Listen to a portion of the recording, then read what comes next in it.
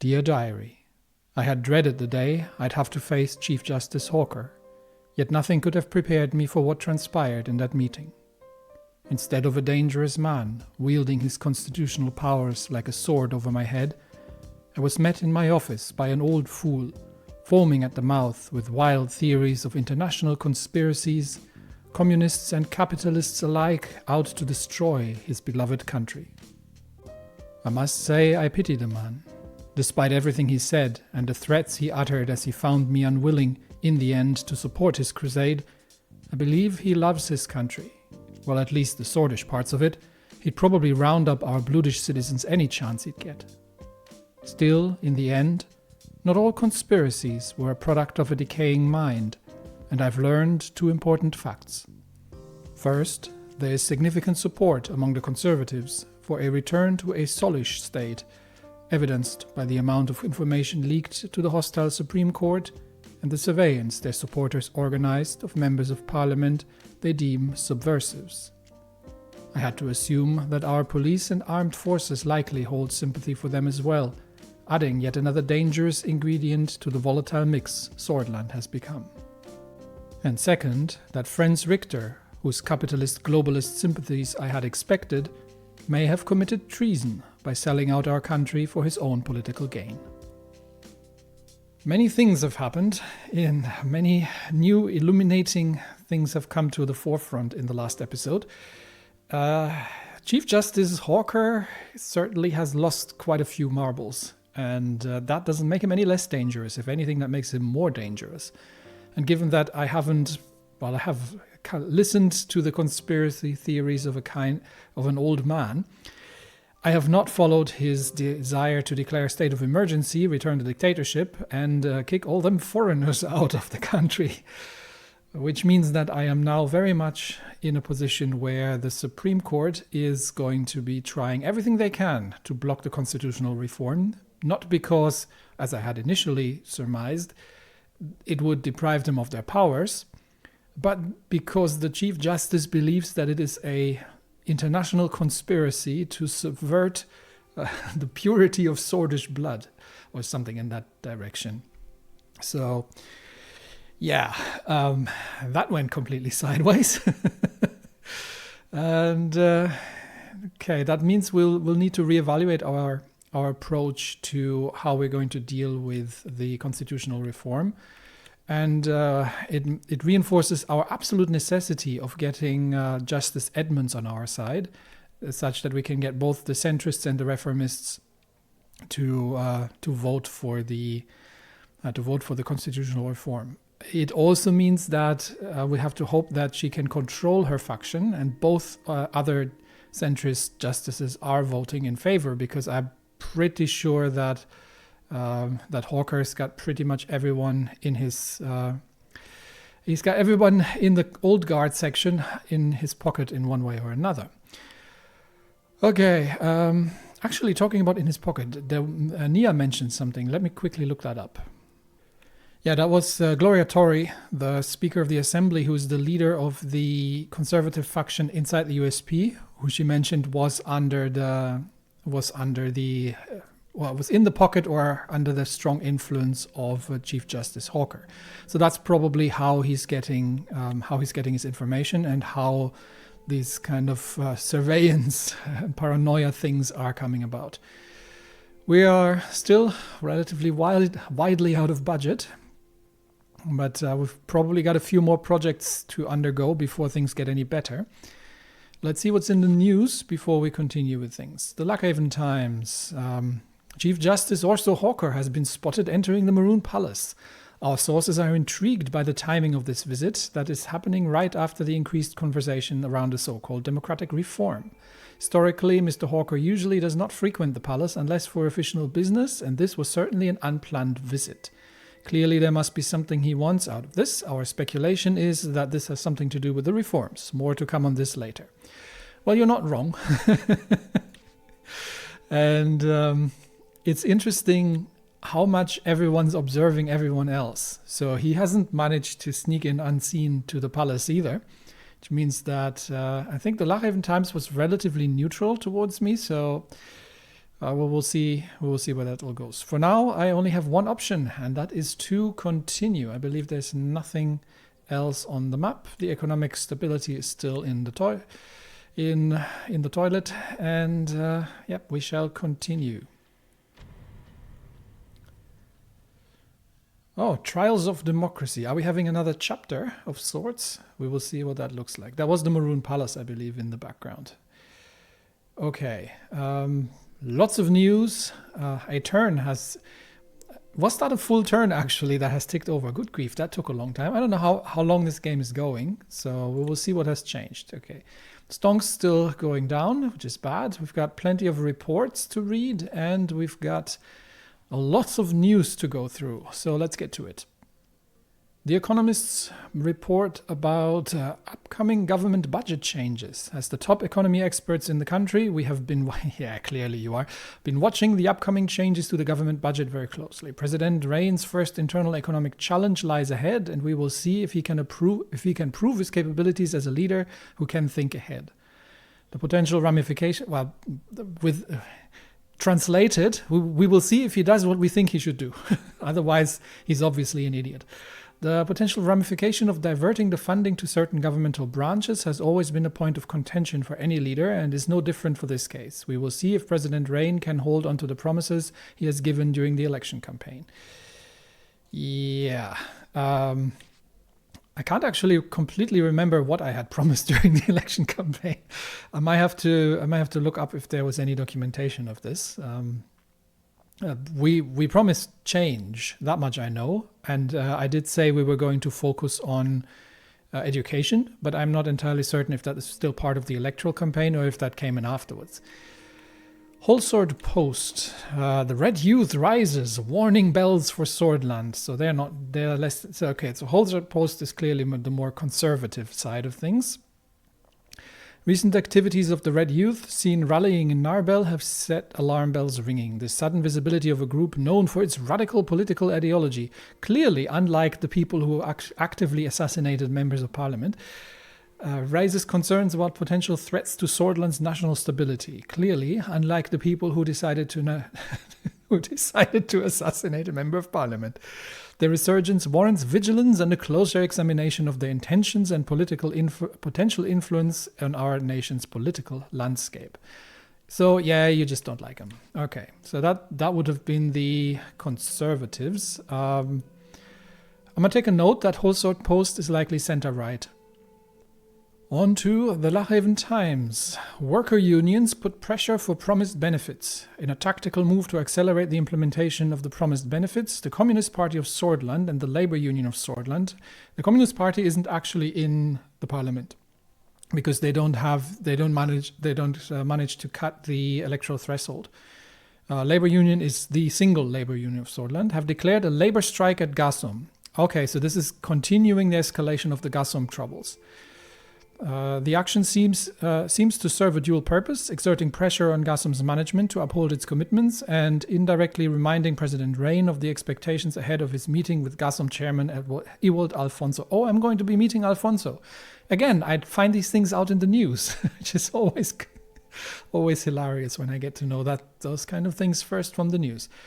Okay, so Gasum is continuing to be problematic. What do we know so far? We know that the company is struggling. They've had a hiring freeze. I think they shut down our offshore gas drilling platform, if I'm not mistaken.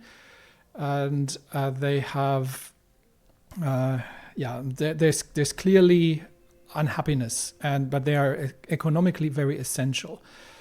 I didn't know that Alfonso was still the chairman of Gasum. I thought he had. Hang on, let me double check that. I thought he had resigned from. That presidential candidate. Must have been before.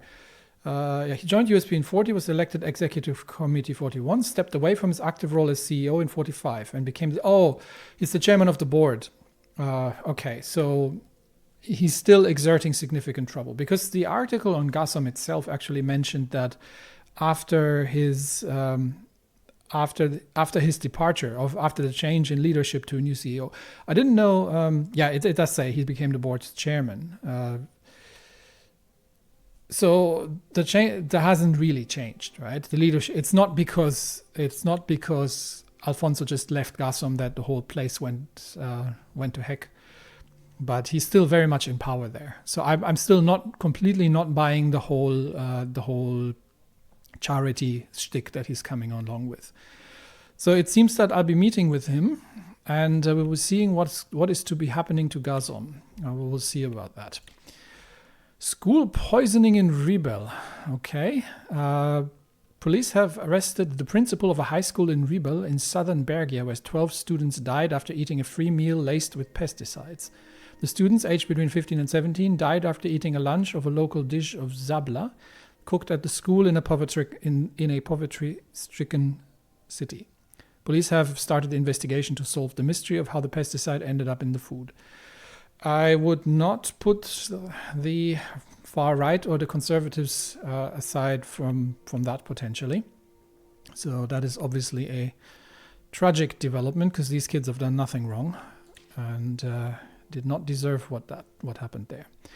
3 on the radical and 3 on geopolitical. Okay, let's begin with our favorite far left. United in protest, LUS and CPS gather in Narbel. An impressive display of solidarity saw members of the Labour Union and the Communist Party gathering in Narbel. This mass protest not only marks a new phase in the fight for worker rights, but also sends a powerful message to President Rain: the workers of Swordland will not be silenced or sidelined. Have I ever given you the impression that I do not stand for for literally the dictatorship of the proletariat?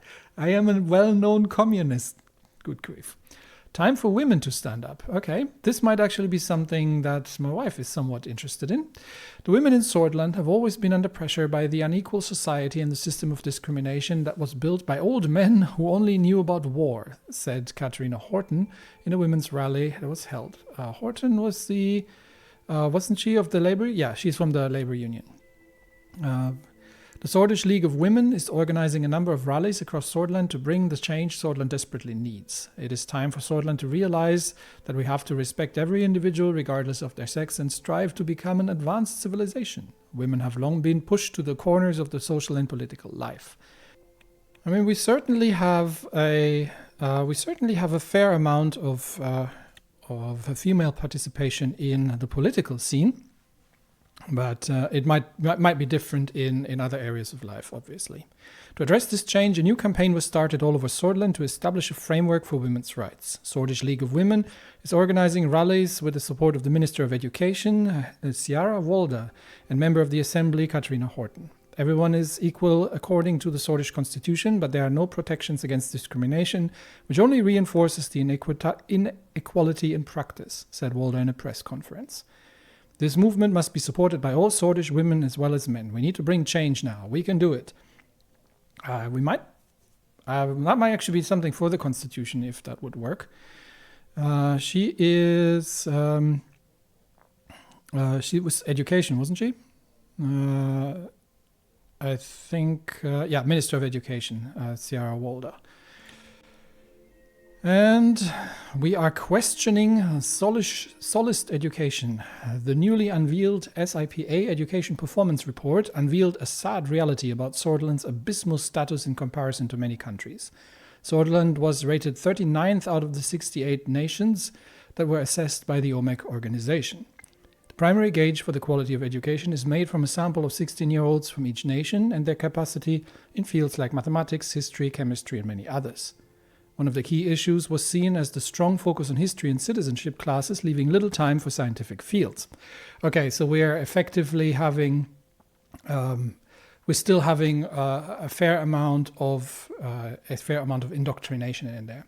This is actually a good moment for a slight tangent. It's one of my pet peeves in real life is that education in history and I would call it civics. So how the political system works, what are your duties as a voter and as a citizen, usually comes way too short. And with that, I don't just mean repeating government propaganda, but how do we get here? What are the upsides and downsides of our political system? What alternative political systems exist? What are the upsides and downsides of those?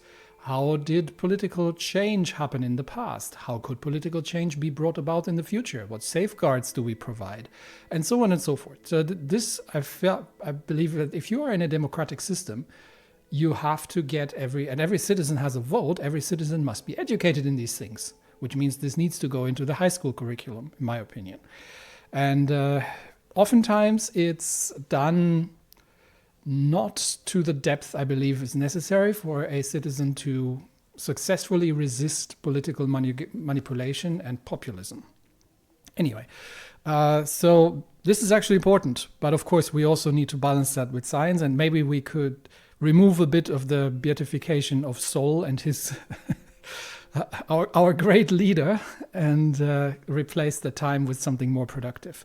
Minister Walder often mentioned the gaps in the system in her assembly debates before she joined the cabinet. This is also supported by one of our editors, a professor from Holsworth State, who had long been critical of the situation in secondary education. The SIPA report reveals the damning truth that solist education based on the principles of statism, nationalism, republicanism poisons the bright minds of our children. Okay, now that I know you're going to you're going off the rails a little bit there. We need to rid the systems from the poison that is ideological indoctrination and let our future generations think for themselves. That I actually agree with. So, like what I just said. So, we might need to remove some of the antiquated views there that are being that the kids are being told about, and come to a more modern, neutral and broad spectrum education, especially in the face of a sort of two major power block confrontation that's looming, because that usually comes with massive propaganda, with massive vilification of the other and the system of the other. So as a border state between the two, it's going to be very important for us to understand both sides, and that goes into education. So I agree with most of that. Let's see what the Geopolitico has to say. We've got 3 articles here as well. Grace nations unite to counter ideological influences, forge parallel financial order. Okay, Grace is the Guild of Royal Allies for Commercial Exchange. So the Rumburgs and the Risia and other places. In a historic move, the member states of the Grace have unveiled a series of joint initiatives to counter the rising influence of millennialist and Arcasian capitalist ideologies. These measures aim to establish a parallel financial and trade system, reflecting the bloc's effort to adapt to the shifting geopolitical landscape and global economic challenges. That is an interesting... So we're not just seeing 2 major power blocks, but we're actually seeing 3 major power blocks to a degree. Because I don't know if these are militarily aligned as well, but at least ideologically, understandably so, the old monarchist systems are looking to protect themselves against foreign influence. During the recent Grace Summit in Thornborough, the capital of the Kingdom of Rumburg, leaders from member nations, including the Kingdom of Risia, Baronies of Soradis, Principalities of Narburg, and so on and so forth, convened to discuss strategies for preserving their heritage while promoting prosperity and stability. King Romus Taurus of Risia addressed the summit, stating, "We stand together not only as partners in commerce, but also as protectors of our shared heritage and values. The tides of change may be strong, but our resolve to uphold our traditions and resist external influences even stronger." Translated, don't you dare getting strange Republican ideas. So this is a monarchy. The nobility are better people than you, and we are in power, and that'll stay that way. Archduke Bertrand de Valenois of Narburg echoed these sentiments, asserting that Grace's unity sends a message to the world that it is capable of forging its own path, free from external ideological pressures. Now, do you agree this isn't just the don't you even think about democratic reforms kind of path here? But this is obviously, given that we have 2 major power blocks which are both militarily and ideologically opposed, there will be influence operations to get more countries sort of directed towards their area. So they also are facing that, and it's to be expected. Among the key initiatives announced is the establishment of a joint development bank to finance infrastructure projects, boost regional trade, and drive economic growth. Additionally, member states have pledged to expand cultural and educational exchanges to deepen ties between their populations and strengthen the bonds that underpin their alliance. These ambitious plans reflect the determination of Grace monarchies to maintain their relevance and flourish in an increasingly polarized global order. Understandable, obviously, but given the current military threat from Rumburg, also clearly the monarchy saying, we would like to keep monarching, and don't you dare mess with, get our people funny ideas about freedom, liberty, and other things. Okay. We have more stress between Agnolia and Valksland. Van Horten blames Valksland for the missing fishing vessel. On Tuesday morning, Agnolia's Prime Minister Van Horten has made a statement denouncing Valksland for the missing vessel, hull number ARV0238. Our dutiful coast guards have rescued the crew member of the missing vessel, though through his statement, we had learned the ship's unfortunate end was none other than Valkslandian Navy. However, the Prime Minister has refused to disclose the surviving crew member due to fear of an assassination attempt from Valksland to cover up their hostility, as the minister later claimed. There's one more article I need to read, but let's talk about that first. I actually have to go to the regional map. It's the island of whatever it was called, Helgeland, not Helgoland. And there is a debate between Valksland and Agnolia about who owns the island, and there has been troubles brewing for quite a while. So we've still got the diplomatic mission going on, and it's interesting that the president has made the choice to openly accuse Valksland of effectively attacking one of their fishing vessels. Now, this is probably territorial dispute, so I'm not even doubting that that's what happened. So it's entirely possible that both are claiming the fishing grounds surrounding this island as their own territorial waters, and that their respective navies are shooing away fishing vessels of the respective other party. So what I find interesting is that he does this while in negotiations with us over a military alliance. Generally, if you're trying to negotiate a military alliance, you would not try to kick off trouble with your neighbors any more than necessary, because that makes it a higher risk for the other party to join said alliance.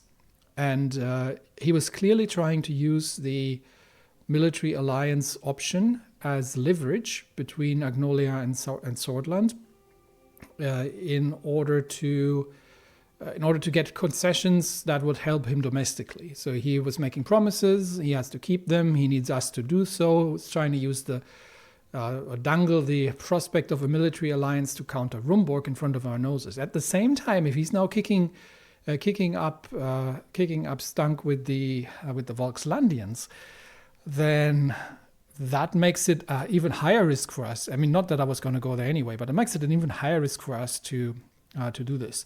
So he must be somewhat desperate domestically if he needs that, or he's risking everything at that point.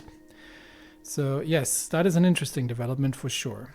Anraka emerges as buffer zone and global trade power. Federation of Anrakan Isles, a collection of strategically located islands between the continents of Mercopa and Contana, is positioning itself as a significant buffer zone. Was that on the regional map? This was Kirut, Anraka. Not seeing it. Yeah, not entirely certain where that would be. No. But it is in the news. So it's off map once again. All right, let's get back to it. Try to scroll down. Scroll doesn't work. There we go. positioning itself as a significant buffer zone and global trade power amid escalating tensions. Anraka's naval strength has been a key factor in maintaining its influence in the region. With a powerful fleet protecting its maritime borders, the Federation has managed to establish and maintain open trade routes even amidst the ongoing confrontations between Kontana and Arcasia. So that actually sounds like the Cold War between Kontana and Arcasia is getting a lot hotter. We've had discussions about ICBMs. I think nuclear power was potential. I don't know if nuclear weapons are yet a thing, but we're kind of in the timeline where that could be. And there are frequent influence campaigns in neutral territory in between, which has already caused the monarchies to kick up their own, or to increase their own cohesion against foreign influence. And that obviously means that we are going to have to pick a side as well, because we are going to need the economic assistance. But it'll also potentially mean that if we are to pick a side, we are going to get dragged into a military conflict, which is less than ideal. But we need the protection of one of the major powers in order to prevent Rumburg from triggering any kind of action. And in that regard, going east is what we were going to do. Anyway, so all of that unpleasantness out of the way, let's go through the various reports from the cities and see what new problems we've got ourselves into this time. Start in the east, we've got Borin. Communist books burned in Borin. Local residents gathered thousands of books that they claimed to be spreading communist and millennialist propaganda at the Century Park in Borin and set the books on fire. Aggressive slogans targeting the Red Youth, the Workers' Party of Bludia and the Communist Party of Swordland were shouted. Youth groups from the local party offices of the USP and NFP also joined in with the burning. The fire department was dispatched and the protesters dispersed on their own. Not good. This is actually, they have a communist mayor, that means the protesters were actually a minority. What I find concerning is that people from our own party have been busy with these kind of activities. That should actually be having consequences, ideally. Anything new about the railway? No, railway is still under construction. Ellery. And we've got the opposite here: young swords and NFP flags burned. Now I'm sincerely hoping that and young swords flags were burned, not the young swords themselves. A massive counter-protest against young swords, led by a local politician known to be aligned with the Red Youth, resulted in many injuries and property damage. Subsequently, young swords and National Front Party flags were burned. I'm still hoping it's the flags, not the young swords, were burned, which caused tensions to escalate. Local police dispersed the protesters by sundown. We need to put an end to this violence, but very little news from Lilias at this point. I haven't talked to her in a while. Bludish resistance in sanctuaries. Berdian security forces have arrested 3 priests at 2 different Nuriti sanctuaries in Sarna after finding links to insurgent activities. The report came from an elderly man who wanted to pray in peace, but instead found himself invited to join the Bludish Freedom Front by a state-sanctioned priest. So we have the clergy involved in this. Further incidents indicate that the BFF is pushing for a local recruitment drive in different sanctuaries across the region. That is less than ideal as well. Again, my priorities do not get acted upon. I did say this was going to be trouble. Narbel, this is where we have various problems. We've got the Gasom strikes. We had ecological issues here. And other problems as well. Mayor of Narbel has reported that the hospitals are overburdened and are unable to respond to the needs of the citizens.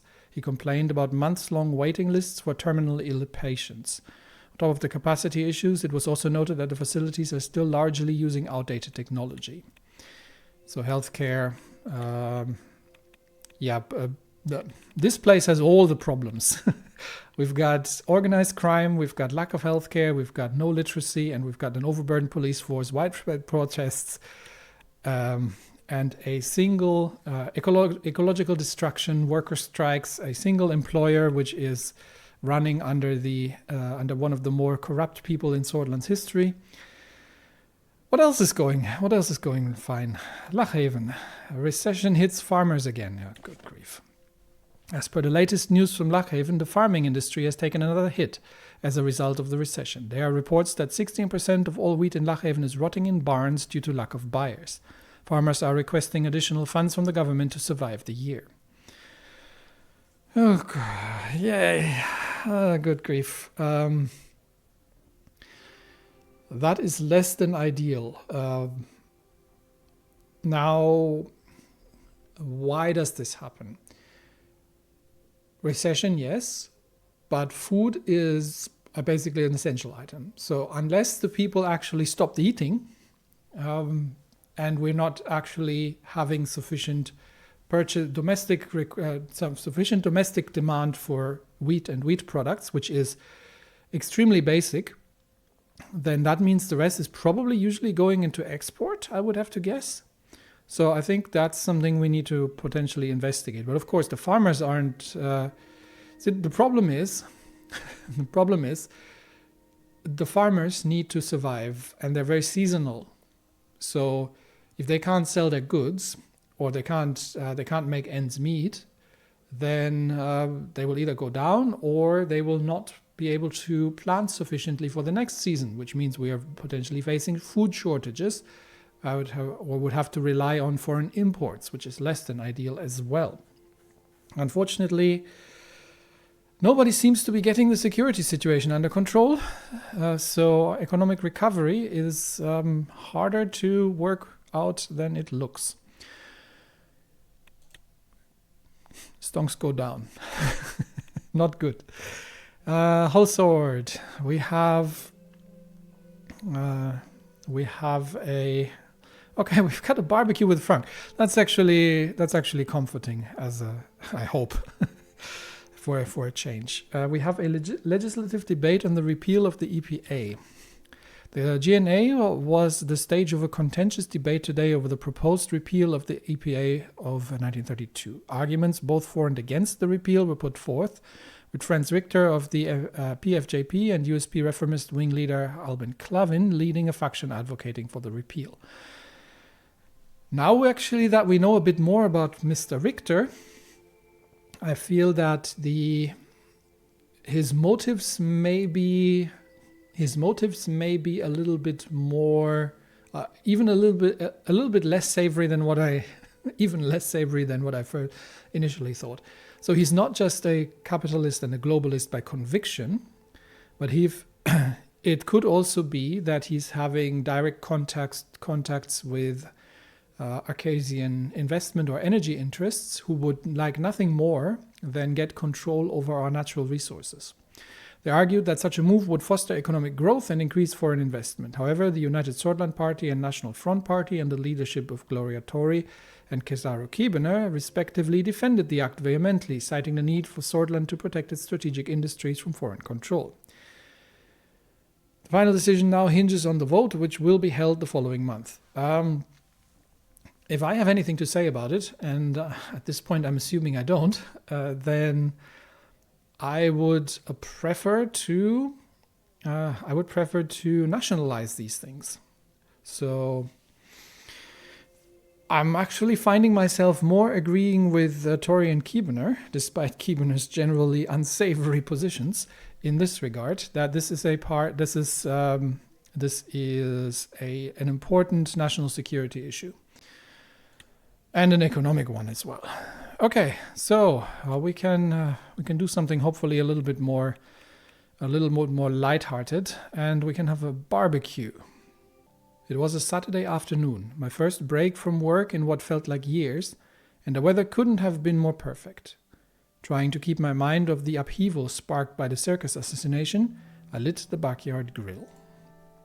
Monica and Diana were out shopping for craft supplies, and I'd given the staff the day off. It was just myself and Frank at home.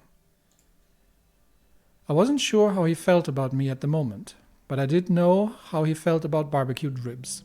Our cook had left some marinating in the refrigerator. Sure enough, as soon as Frank glimpsed the grill and the meat, he stepped outside to join me.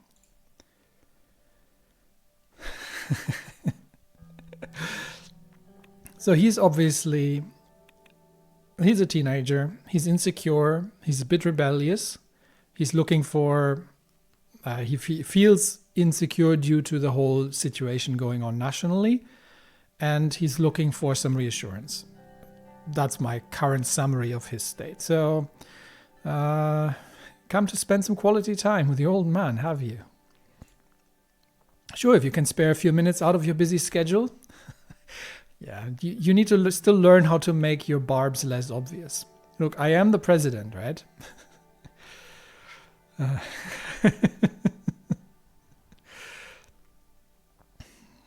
I'm sorry, I know I haven't been around very often lately, but I'm happy to see you now. Look, I'm preoccupied with matters of national importance would be, yes, but that would be to tell him that nation first, family second, and that's not who Anton is. I could give him a metaphorical slap on the wrist, but I think we're just going to go around this. He knows. I mean, he should know what's going on. It's okay. I know you've got the most stressful job in the country, and you've got to feed your family on top of it all. That too. We both chuckled. I turned to tend to the fire. Here, let me try. He grabbed the fan and started quickly waving it over the coals. The fire roared to life. He turned to look at me with a grin on his face, as if he was expecting praise.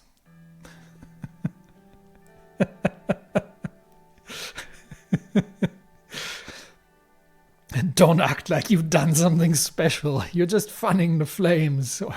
Anybody could have done that. Nah, good job, mate. Thank you, sir. It is in our utmost interest to fulfill our duties with precision. The grilling shall commence in exactly 1 minute and 32 seconds. I like Frank. I think with a bit of guidance, he's going to be great. That was a spot-on impersonation of Lucien. We looked at each other for a second, then burst out laughing. I realized my throat was parched. There was a 6-pack of beer in the kitchen. I'm gonna go and he's funding the barbecue, so I'm not gonna send him out. This is an interesting question because Frank, how old was Frank? He's currently studying at high school, so he could be. I think he was like 14 or 15, if I remember correctly. But this is the 1950s. Fun side story. In Germany, the age for kids to drink under supervision, at least things like beer, is actually reasonably low. So he would be totally allowed to do that there. In other countries, not so much.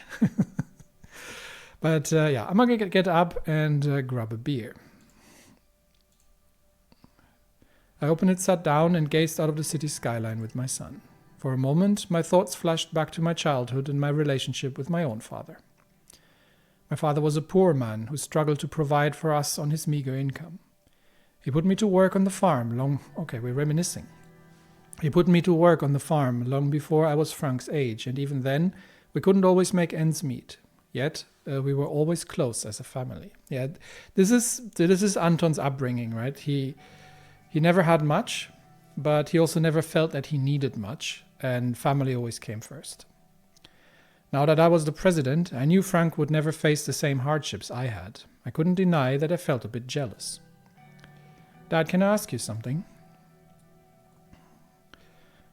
We're family. You can ask anything. It's just, I feel like there's so much you've been hiding about your past and about what's going on right now. Have I? Okay. Like at dinner that night after the ball, you told me everything was under control, but it wasn't, was it? I know what happened in the 20s. We learned all about it in school. Now with the protests and the riot, is it going to be the same thing? Is there going to be a civil war in Swordland? Okay, when we were at the dinner, this wasn't for you. This was for your sister, because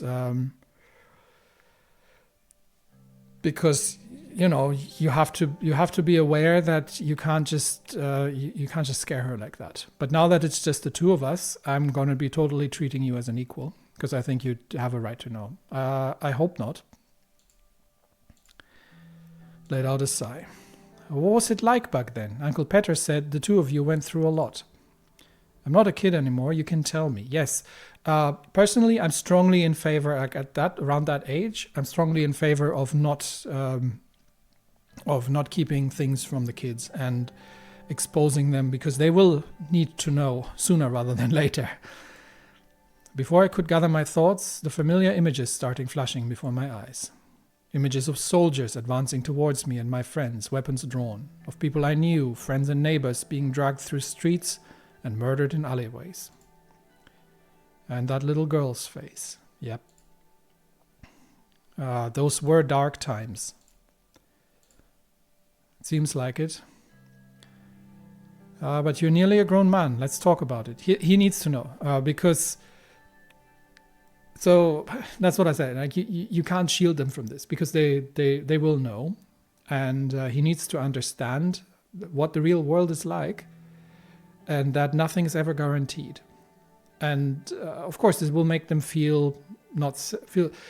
I would say it makes them feel not safe, but I think it would be even worse if you try to hide it from them, and it'll make him feel like he shares the burden and he shares the responsibility to a degree. And extremely practically, we don't know what's going to happen. It is entirely possible that the current political situation devolves into an active civil war, at which point, no, he cannot be a child anymore, because at that point he will have to help keep the family safe. So yeah, let's talk about it.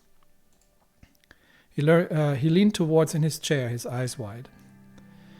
I'm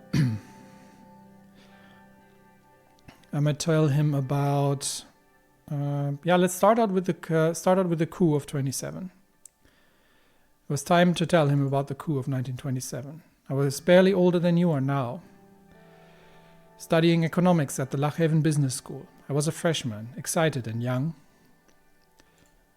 I had just left the classroom to go back home, and I heard the sound of multiple vehicles approaching the campus gates. As they got closer, I realized they were military camouflage trucks and tanks carrying hundreds of soldiers.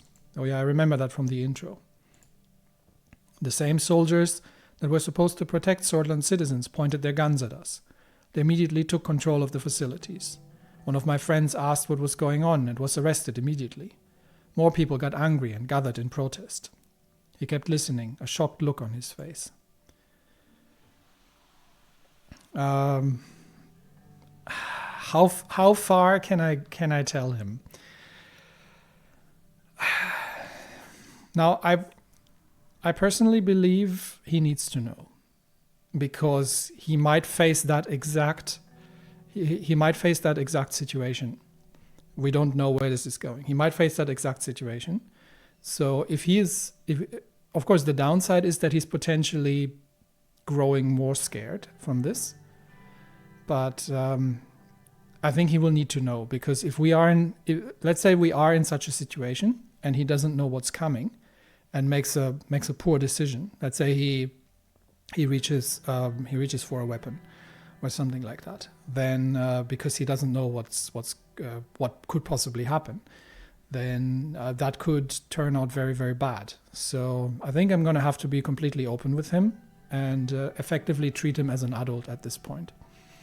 So I'm going to tell him about the soldiers' beating. Yeah, I was there with the protesters as they declared martial law. We marched towards them. They threatened us to use force, but we stood our ground. So they started beating anyone they saw, including me. The physical wounds took a few weeks to heal, but the mental scars have stayed with me to this day. I was lucky. So that implies I shouldn't have done it. Whereas I stayed strong implies that you have to stand up for what's right, even if you're risking something. The difference being back then, I didn't have Back then I didn't have a family. Being a parent, this is a completely different situation now. So do I want to leave him with the impression, dang it, I thought this was going to be a more lighthearted part. Do I want to leave him with the impression that this is the right thing to do, even at the risk of your own life? Or do I say that I was lucky because I might as well have not gotten away with my life? Yeah, I think I'm going to go with that. I was still one of the lucky ones. Some of my friends were shot. Many more were arrested. I can't forget the screams to this day. He leaned back in his chair. His shoulders slumped heavily. I'm going to tell him about the Civil War. He asked for it. He needs to know it. Do I? Or is he already, or was that already enough of a reality check for him? I'm starting to get the feeling that was probably enough for today. We don't have to go any further. I think he's smart, but he's also maybe not quite been expecting that much. So it's the reaction here. So I think he suspected this, but he at the same time was still shocked when he heard it, and I think he'll have to digest that first. We call it for today. It's enough for today. It's okay, I'm sorry, I shouldn't have asked you about it. I know I don't understand how easy my life is sometimes. One more thing though, I know that you joined the Red Youth back then. Do you mind if I ask why?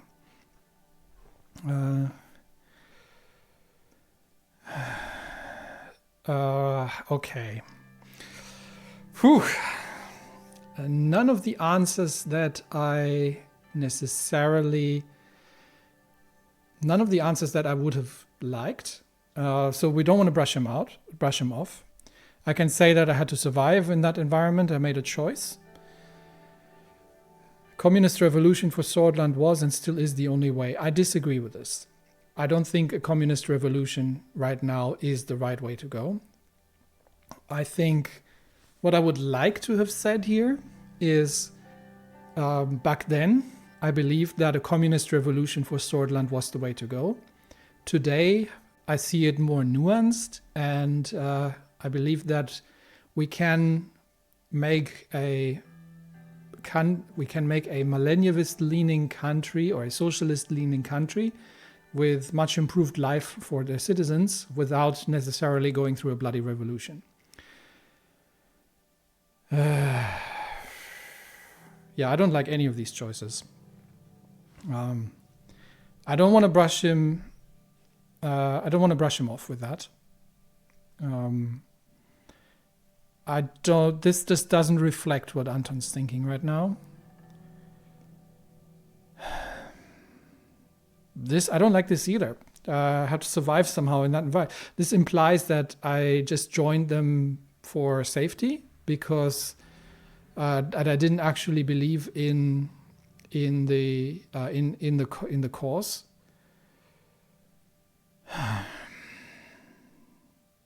Which would be an abject lie.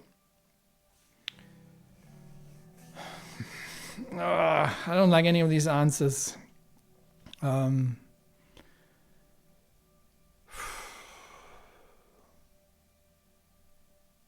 This is so easy. Like, he would so misunderstand this.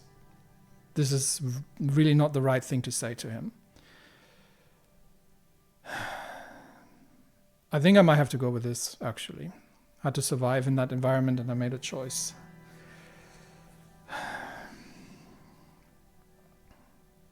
It's not correct, but I don't think he would take this the right way, because this is also, this is not the way I'm thinking. We're going with 3. He raised his eyebrows, his curiosity still not satisfied, but sensing my reluctance to go on, he simply nodded. Sorry for bombarding you with questions. I know I complain sometimes, but my problems are nothing compared to what you went through. Don't say that.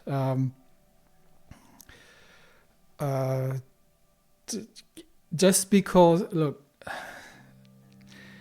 it's the scope of your world, right? The problems are defined by the scope of your world and your responsibilities. That doesn't diminish them. So if you're little and you've lost your favorite toy, that is as important of a problem for you as it is as when you're an adult and you have to make a fateful decision, or you've run into some bad situation. Just because from the other perspective it seems insignificant doesn't make it insignificant. So no, I'm here to listen to them, no matter what they are. Your problems are not nothing. It's good that you see that there are larger scopes of responsibility brings larger scopes of problems, but that doesn't invalidate your problems in any way. So I'm here to listen, no matter what the problems are. Before he could say anything else, I heard the front door unlock. Diana and Monica's voices and the sounds of rustling shopping bags filled the house. All right, I'll be upstairs until dinner. Okay, so he's going to have to digest that, I believe. He went in and dashed upstairs. I took a long sip from my beer, looking at the city and the now setting sun. I hoped that talking to Frank about my past had been the right decision. Part of me felt as if some sort of burden had been lifted. But I had the same nightmares again that night.